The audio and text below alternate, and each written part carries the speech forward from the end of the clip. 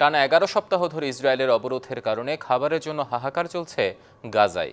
অনাহারে এ পর্যন্ত অন্তত প্রাণ গেছে 326 ফিলিস্তিনির। এদিকে গাজায় যুদ্ধ এখনও চালিয়ে যাওয়ায় বেনিয়ামিন নেতানিয়াহুর উপর ক্ষুব্ধ ডোনাল্ড ট্রাম্প, আর ইসরায়েলের সাথে বাণিজ্য আলোচনা স্থগিত করেছে যুক্তরাজ্য।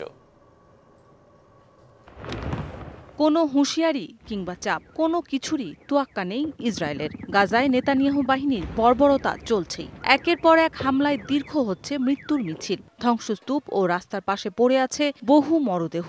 বোমা থেকে কেউ কেউ রক্ষা পেলেও আছেন না খেয়ে মরার ঝুঁকিতে। বিস্ফোরণের শব্দে ঢাকা পড়ছে শিশুদের কান্না। ইসরায়েলের অব্যাহত হামলা ও অবরোধের কারণে খাদ্য পানিসহ জরুরি পণ্যের তীব্র সংকট গাজায়। চলছে হাহাকার। বিশ্বের চাপের মুখে শেষ পর্যন্ত সীমিত পরিসরে ত্রাণ প্রবেশের অনুমতি দিয়েছে ইসরায়েল।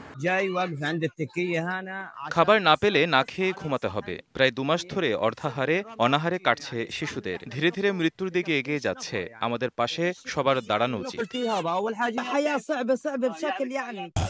বাংলাদেশের শক্তিশালী থার্মিক স্টিল বার ফেমাস স্টিল লিমিটেড। আমরা শুনেছি ত্রাণের ট্রাক এসেছে। আমরা এখনো কিছু পাইনি।